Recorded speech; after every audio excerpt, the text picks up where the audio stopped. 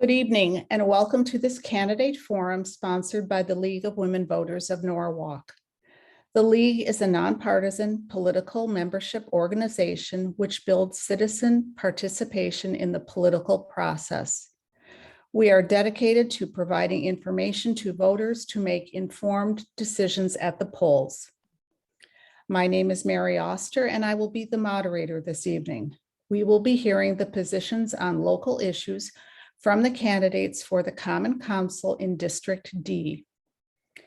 The audience is in listening mode only and can see all the candidates, moderator, and timer on their screens. The candidates cannot see or hear the audience. The Q&A and the chat have both been disabled. The audience did have an opportunity beforehand to submit questions, and we will have some of those questions a little bit later. All forums hosted by the League will be recorded and can be accessed on the League's website and Facebook page or on the League of Women Voters of Connecticut YouTube channel. We will begin by asking questions prepared by the League of Women Voters, followed by questions submitted in advance by Norwalk voters. These questions have been vetted by a bipartisan panel. The forum will end with a closing statement from each candidate. That's a 2-minute closing statement. The order that the candidates will answer in was determined randomly in advance. Candidates will have 2 minutes to answer the question, followed by a 30-second rebuttal by any other candidate. Our candidates this evening are Diane Gellerette, Heidi Alterman, Tom Keegan, and Heather Dunn. Let's begin. The first question goes to Diane Gellerette first. If you're an incumbent, what have you specifically done for the city? If you're a newcomer, what are your top 2 priorities? I am a newcomer for the Common Council that I hope to be on. One of the things that I want to do is to encourage the city to do smart planning. We're growing very quickly, but we have to be smart about how we're planning and building out our city. And we also have to decide how big do we want our city, and I'd like to be part of that decision making and strategizing where we're going. My other priority is the school system. I have raised 2 children through the Norwalk public school systems, and I think that where we're going with our schools and providing money, additional support, curriculum is the way to go. And we have to make sure that we are on track to continue to support our schools and make it the best possible school that we can possibly have. And we have a very diverse community, which adds on to that. But that's where my 2 priorities are. Okay, thank you. Same question goes to Heidi Alterman. Hi, I'm Heidi Alterman. I live on Sherwood Street in Cranberry, and I'm so excited to be here with everybody. I want to thank the League of Women Voters for having me, and I just wanted to thank everybody else for doing this. My 2 big things, which I am not sure if I have the same as all of the people that would vote for me, so it feels unfair that I get to answer and they don't, but my main priority is mental health awareness in this city. Everybody's been through a tough time. I think we all can realize and admit that. I think a strength of Norwalk is that we can come together to work on problems within the city, but also within relationships. My second one is 2 parts. It's environmental sustainability, but also community outreach. I know they may seem strange to be together, but I think the more we get together with our neighbors, the more we talk, the more, we help when a storm comes in and some tree limbs are down. I think that gets community engagement. I think it gets people talking. Sometimes they talk about the problem and sometimes they talk about the positive. So once we're working together and people are actually having conversations about things that matter to them, then we can focus on environmental sustainability. To me, this is a thing that the entire community has to come together.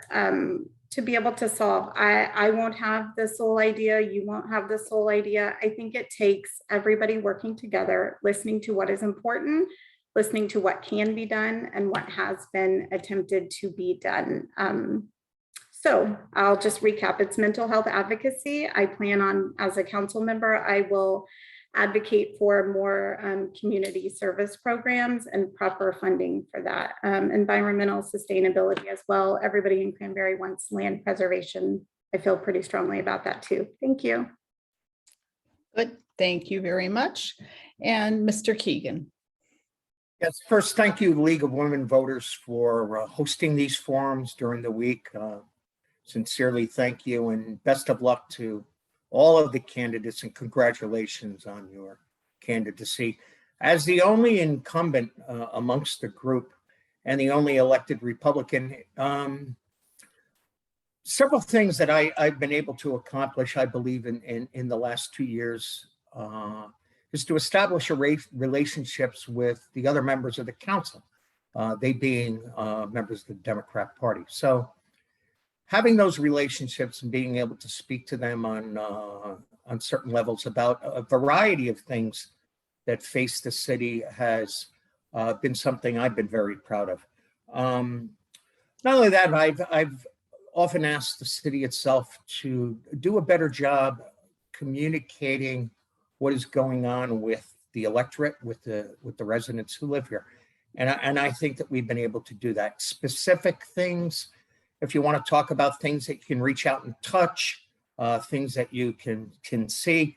I've worked very closely with a number of the league, the baseball, softball, football leagues in the community, in renovating and fixing up fields and playgrounds, making them suitable for play for all the kids. We've also been able to establish a tree advisory group. We're working very hard to make our tree canopy bigger in the city and the things like that. But again, establishing relationships with the rest of the council members, I think, has been one of the most important contributions I've been able to make. Thank you. Thank you. And Heather Dunn. Hi. As a way of introducing myself and what I've done, I've been here for 35 years that I've made this my home. I started out in South Norwalk. My first entree to civic engagement was to get involved in the Sono Art Celebration, as an art major in college. I wrote grants to bring free art programming. We installed giant murals. I actually was responsible for the giant star that's in City Hall. And, I got to really work collaboratively with, over 200 volunteers throughout the year. So that was my start. Once I moved from South Main Street, I moved up here to Silvermine. I really got involved in the community and trying to protect the feeling and what really is special about this neighborhood and Cranberry as well. Protecting open space, because we know that adds value to our community and raises the money in our grand list. I am also the Red Cross. I got involved with the emergency response team with you, Mary, right? And I work on a lot of health initiatives as a community leader in that way.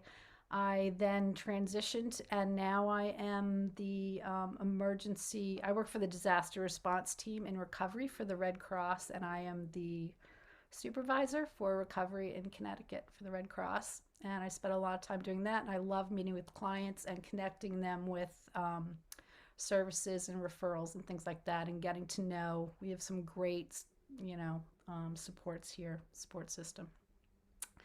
And being the president of Silvermine Neighborhood Association, NASH, is great for me to collaboratively help solve some of the problems that occur, like, trees being pruned improperly. Stop there. Thank you. Thank you. Question number 2, we will start with Heidi Alterman. And that question is, what is the most pressing issue facing your district?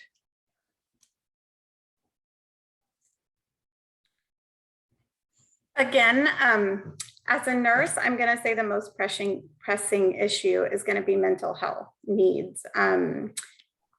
So every day I do my best to talk to as many people as I can. One, just as a person, two, as a person running for common council in this city.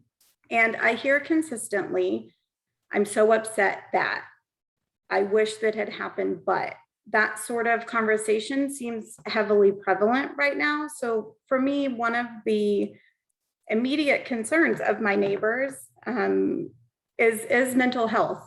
I think our city does a really good job with case management. I'm so glad to hear that Heather does things like the Red Cross, but I think we can do better. I really would like to advocate for the fact that we have some programs in place that could be bigger. I think sometimes instead of just saying we need more funding or we need to raise taxes, one of the things I would like to work on is collaborating more with private sector companies. We have a lot of nonprofits that work really well alongside the city. And I think that is really important. Thank you.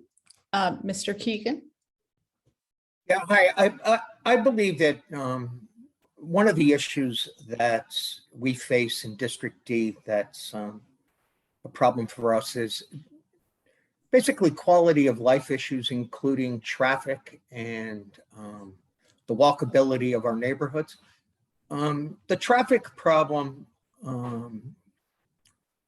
is more related to how aggressively we drive as a society. I think that working with our police department and having enforcement of our state statutes related to traffic, having more educational programs about the proper way to drive under certain circumstances.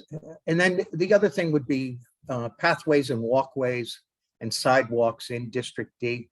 I don't think there are enough of them. I think we need more, especially around our schools. I'd like to see more of our children walking to school than we do see today. I also believe that we're affected by things that happen in other parts of Norwalk. So to focus solely on District D would be giving, not doing justice to the city itself. I think that many of the problems that we see in our urban core, be they apartments and density that people are a little bit confused about and don't want to see, well, we're affected by that too. Thank you. Thank you. Ms. Dunn, same question.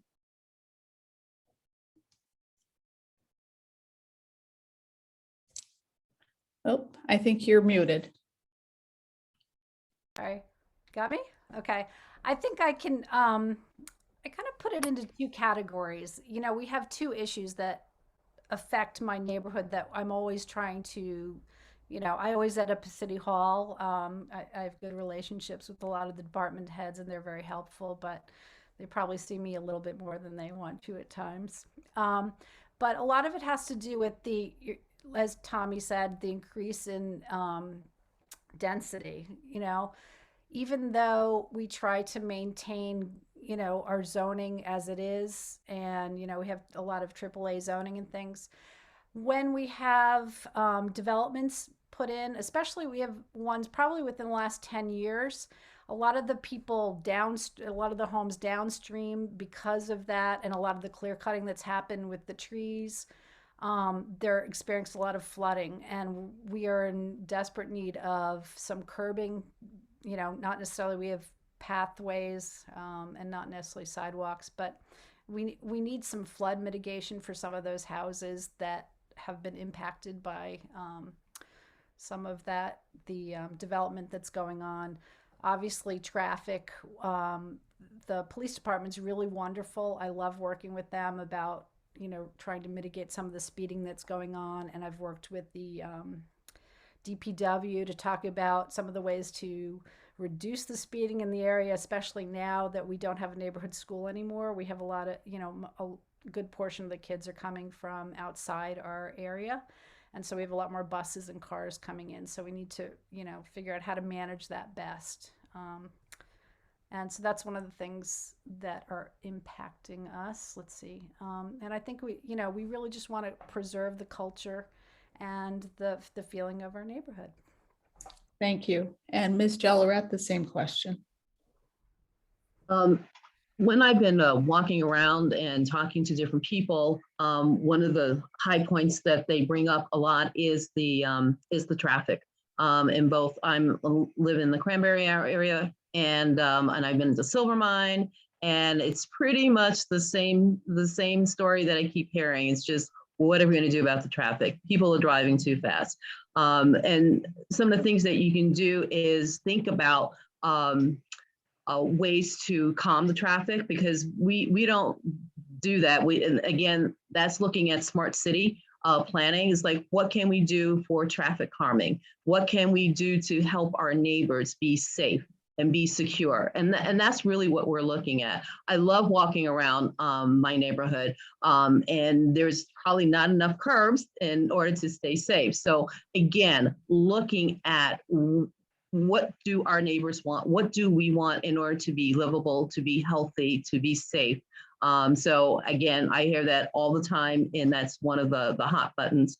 And in District D, we have wonderful parks, and we want to maintain the open spaces and land use. So that is very important to the people who live here. And the pathways, and walking paths. So that's kind of why people live in District D, because we just love all of that. But we have to be, again, smart about maintaining that and working with the community and with the different organizations. Thank you. Thank you. And candidates, I do apologize, but on the last question, I forgot to ask if anyone had a rebuttal. And now I'm going to ask if anyone has a rebuttal to this question. So either question, if you would like a rebuttal, Ms. Dunn, or I'm sorry, Ms. Alterman. It's okay. It's okay. Both of our names start with H. It happens a lot. Thank you. It's not so much a rebuttal, but I agree with the walkability issue. It is actually, so I've done research papers on this. It is really important to me. But I wanted to highlight a few. I'm sure every single one of us has come across this when we are canvassing, right? Some of us are going door to door. I leave seed packets and information that's printed on plantable paper. I was really scared today. We were walking and it's walkability. Okay, good. Anyone else have a rebuttal for either of the first two questions? It's done. Hi. I also think we need to look at what kind of businesses and what the planning for our area looks like. I know that I spearheaded trying to block giant BJ's from coming in, and I worked with a lot of our Cranberry residents in the same way, trying to get to a point where we didn't have 18-wheelers coming through on very small roads. So I think we need to do a much better job of planning and not just voting yes or rubber stamping every new development that comes along, and plan better. Thank you. Any other rebuttals on either of those first two questions? Okay. Question number 3, we'll start with Mr. Keegan. What is your vision for Norwalk's future in 10 or 20 years? That's a very good question. There's so many different neighborhoods in the city of Norwalk that we could probably answer that in 8 or 10 different ways. I believe that we need to have a very vibrant, active, busy downtown area. Wall Street in particular. I drive through Wall Street many, many times during the week, and I just wish it was more active. I wish there was more going on there. And I know that with proper planning and with good collaboration amongst the council members, the redevelopment agency, that is going to happen. So that's something that I look forward to in the next decade. The other thing would be the waterfront. I think our waterfront is second to none.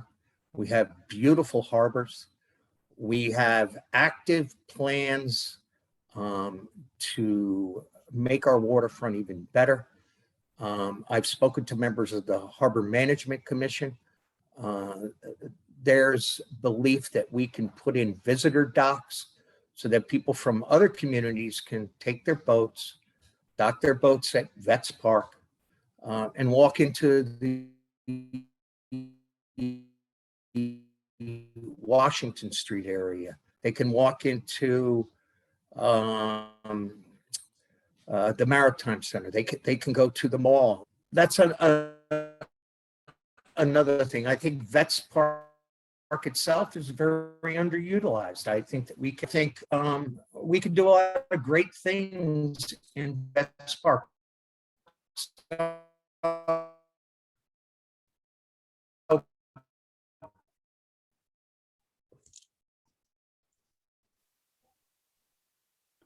Okay. Mr. Keegan, I think, does everybody else hear him breaking up? I don't know. I've had some internet issues. My vision for Norwalk is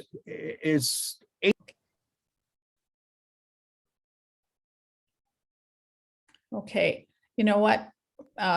Hopefully Mr. Keegan will be back and we'll give him a couple seconds maybe to finish up that thought. Let's move on to Ms. Dunn.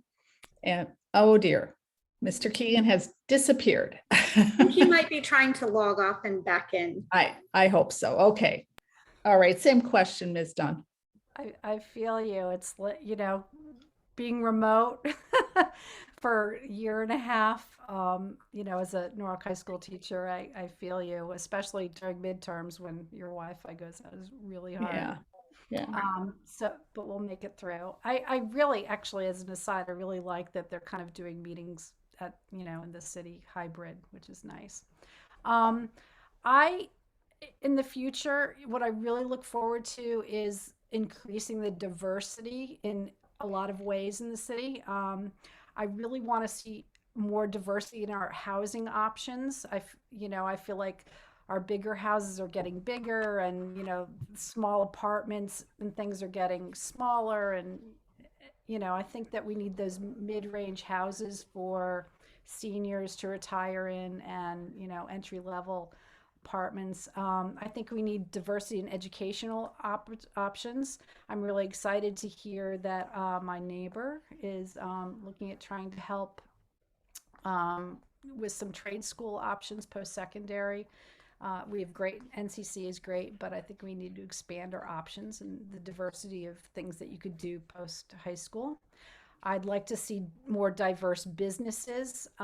We've lost a lot of our industrial zoned areas, but industry is more than just heavy manufacturing, and I'd like to see diversity there.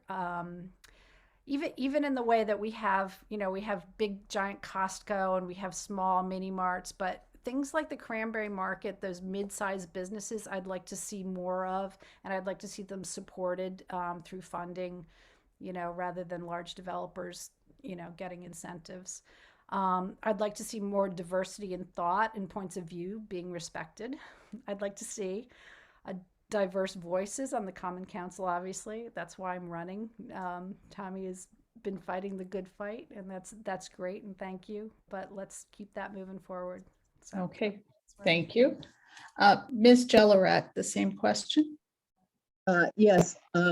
In the future, I'd like to see a more, unified city. We are this bunch of little towns, and I am the director at the Norwalk Historical Society, so I get to see a lot of things across the city up close. And Mr. Keegan had talked about the Wall Street area, and I'm very familiar with what's going on there. And they really are working on trying to make that a real downtown. It's called Uptown, and they are bringing in new people, new businesses, but it takes time. And also looking at the zoning regulations that no longer fit what we're doing today, and definitely always looking at what is needed for the future, because some of those zoning regulations go back 50 years. It's like, but we've changed, and it can no longer apply. So I'm looking for a much more diverse diversity within the city, and the diversity is growing in the city, and we have to be inclusive of everyone and everything that's in Norwalk. So that's what I'm looking forward to in the future. And I plan to be here, and I've been in Norwalk for 27 years, and I've lived in District D, love it. I'm not planning on leaving anytime soon. So I'm definitely vested in what goes on in Norwalk. Thank you. And Ms. Alterman. Hi, thank you. I think I may have a unique perspective here. Not only am I new to politics, I've been following, I go to all the meetings, but I've lived in Norwalk for 7 years. So I'm not brand new, but I'm pretty new. And I have a different perspective on where Norwalk could be in 10 years, I think because of that. My husband and I, we have 3 biracial children. So when people talk about diversity, I think I might think about diversity in a different way. Our school, especially in Cranberry, has a really diverse population, which I love. It was one of the main reasons that I wanted to move to the area that we lived in. You know, the first thing I said was, oh no, where are the sidewalks? And then I bypassed it. One of the things that I would love for Norwalk, whether it's next month, next year, or 10 years, would be to see way, way, way more community engagement. I grew up in a city, I grew up in Memphis, Tennessee. So I grew up in the South, and people are heavily involved in politics there. And I am still a little bit confused as to, it seems a small core bunch here in Norwalk that are really invested in politics. And while those people, most of them here, right, are amazing, I would really like to branch out to the rest of the city, especially in District D. So Diane can attest, when we would go door knocking, people are really passionate. They have really strong ideas, and a lot of them are really unique and clever. I would love to see more people getting involved with what we're doing here tonight. I would like to see 15 candidates for every position. And I would really like to see more people attending amazing things like this. That's all. Okay, thank you. Okay, Mr. Keegan, we lost you at the last little bit of your answer. So I'd like to circle back with you and give you about another, it seemed like it was just about the time the 30-second sign went up. Would you like to have another 30 seconds to kind of finish your thought? Yeah, and one of the last things I would like to talk about is better internet service for my neighborhood. And that being said, I also believe that maybe it's time we have a conversation with our federal, our state partners about Manresa Island. I think that is a resource that has not been tapped into. And if we're talking 10 years out, I think it's time to begin talking about Manresa. Thank you. Okay. Any rebuttals on this question? Okay, let's move on, and we will start the next question with Ms. Dunn. If this is a long one. During the past budget cycle, our schools were not fully funded. During the past budget cycles, our schools were not fully funded. This year, the differential was made up with federal COVID relief funds. However, these federal funds are limited and will run out in the next 2 years. The Board of Ed CFO Tom Hamilton has warned the city that the schools will face a cliff in funding when this occurs, resulting in dangerous cuts to schools. As a member of the Common Council, which determines Board of Ed funding, which is the largest part of our budget, how will you address this issue? And what is your view on how to properly fund the Board of Education? And this question goes to Ms. Dunn. Hi, you sure I don't have to recuse myself? This is like a landmine for a Norwalk public school teacher. I just have to say, because in reality, I'd love to totally fund everything and anything we ever could possibly dream of. I've actually worked in some of our more affluent neighborhoods, and I chose to come back to Norwalk because I felt like I was ready and more seasoned and ready to make more of a difference here. So I see what really makes a big impact. I think we really need to look at how we're spending money. Yeah, I mean, it is an issue of how we bring in more money, but we have things like, I know Heidi was talking about mental health issues. It's really concerning to me at the high school level that we only have 1.5 psychologists for almost 2,000 students. And especially now that we've gone to the earlier start time, my first period class, 7:30, I have kids who are, got the hoodie over their head and they just look like they're trying to get through the day. So I think we're going to have a lot of makeup to do as far as, helping kids across the board. My experience with older kids.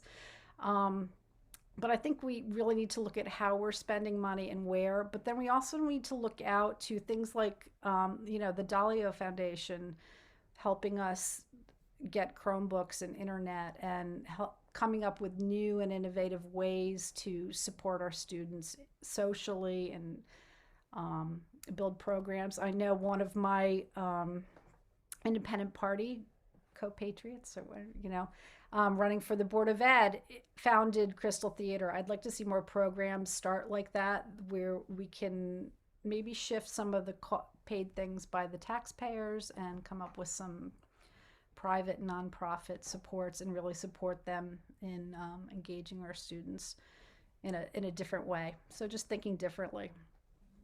That's Thank you. I'd like to focus. Okay, same question, Ms. Jelleret. Yes, I have thought about that, and the Board of Ed needs to work with the city together on the particular budget, especially the different line items, because I think there was a disconnect on what the Board of Ed thought they needed and what the city had allocated in terms of money. So right now, I feel that we have 2 years to really take a look at what is being spent on the Board of Ed. And I'm going to agree with Ms. Dunn in terms of looking out at the private sector to partner with outside organizations. We can do that.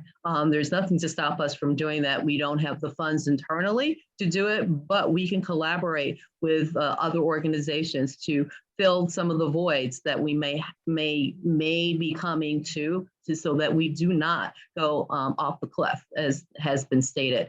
That to me is a little dramatic, but I think there's a different way of looking at things. Just because you've done something one way doesn't mean there's not another way of addressing the issue. So I think it's just really just taking a look at what you're doing and what do we want to do moving forward and how do we do it.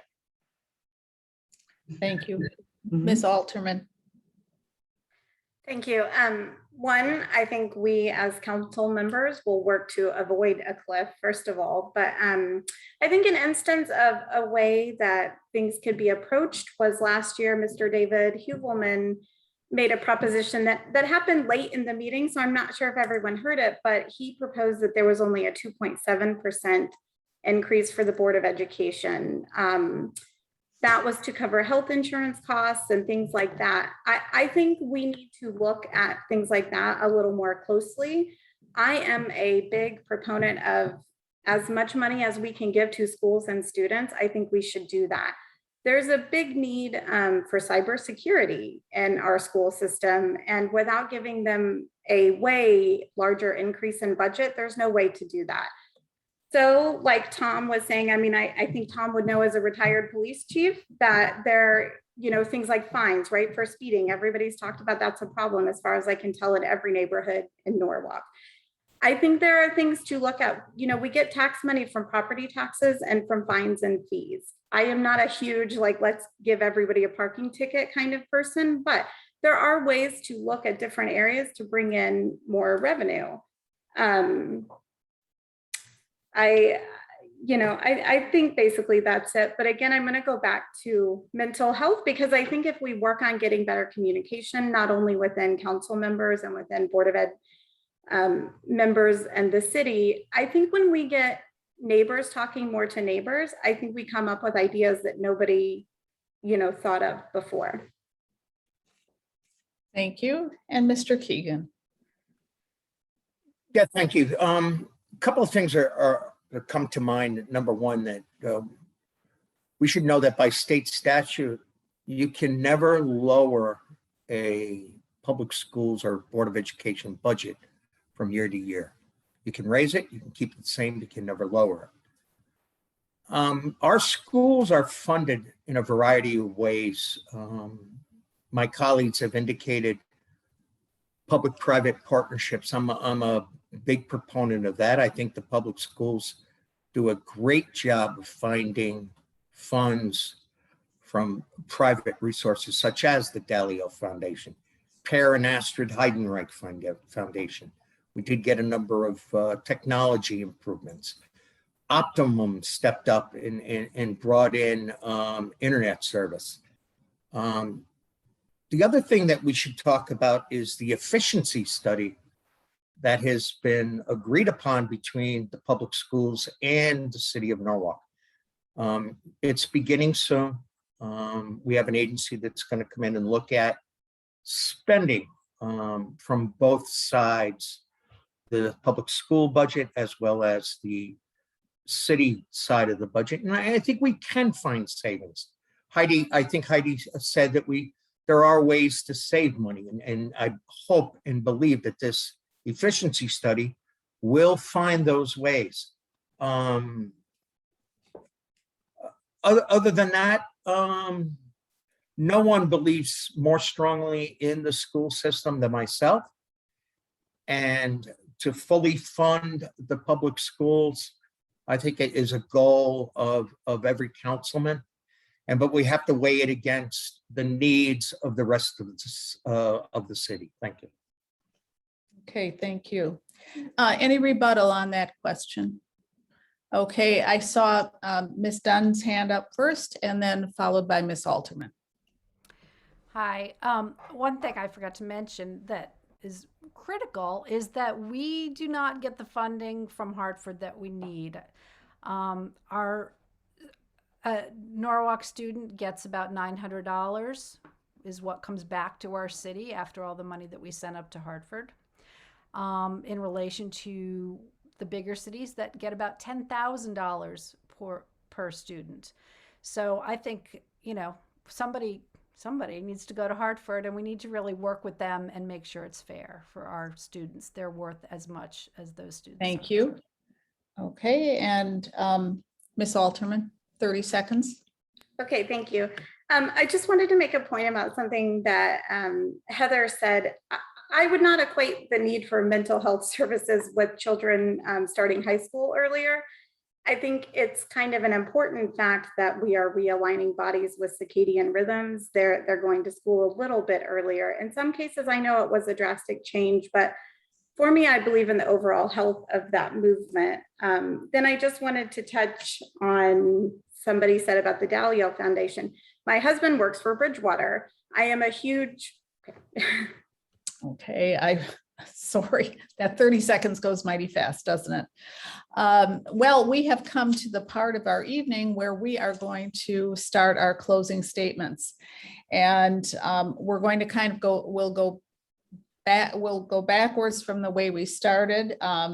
So first up will be Ms. Dunn, followed by Mr. Keegan, Ms. Alterman, and Ms. Jellorette. So you will have a 2-minute closing statement. And our timer will show you the signs, and we'll start with Ms. Dunn. Okay, I'm going to be reading, so pardon me. Wire to wire. Okay, well, I wasn't born or raised in Norwalk. As a Navy brat, Norwalk was always my home base. My mom is a Norwalk High School alumni. My son, Max, graduated from Norwalk High School, and my daughter also graduated 3 years ago. I myself am also part of the Norwalk High School family, having worked there for the past 7 years as a special education teacher. Educating our students and providing them with the best preparation for a happy, healthy, and productive life is my life focus.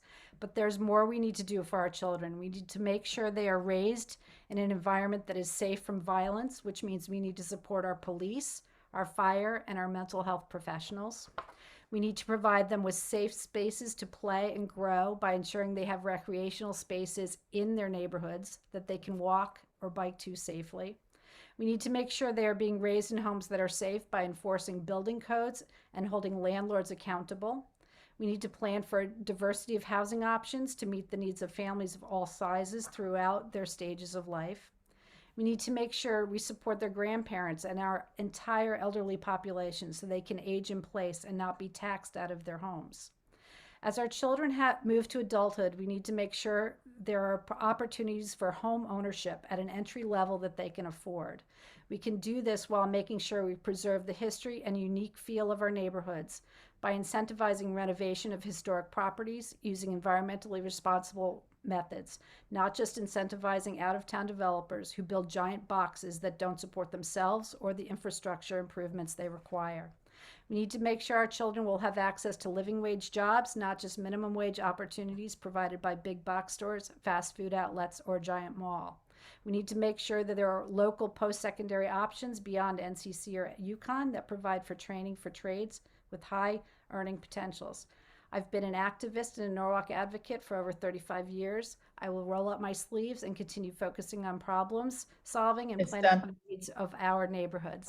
Thank you. I'm sorry, that is time. Okay, thank you. Mr. Keegan. Yeah, thank you again, League of Women Voters. I've never been very good at self-promotion. This is the part where I tell everyone what I've done or what I intend to do.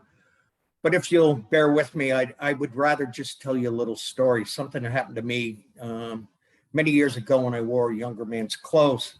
The community I work in, I had an uncle who was the director of Parks and Recreation. I had another uncle, Heidi, who was the chief of police. My father was a sergeant in the police department, and he seemed to know everybody in town. My brother was a police captain, and I'm a retired police lieutenant. Well, anyway, as a young police officer, I was called to a medical call, and when I got there, the paramedics were attending to a woman who had fallen down and broken her hip.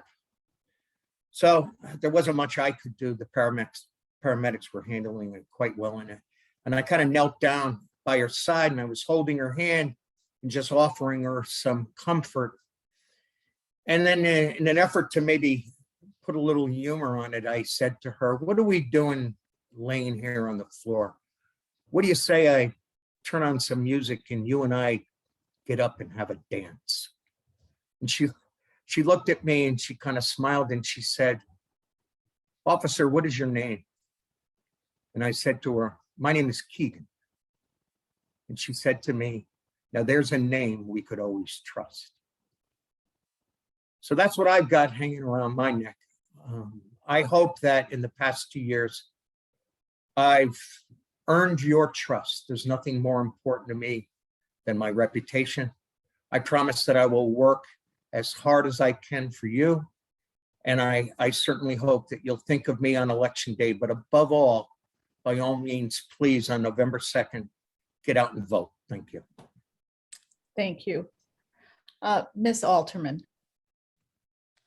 I do want to say thank you again to the League of Women Voters, to everybody that has attended tonight, and to everyone else here on this Zoom call.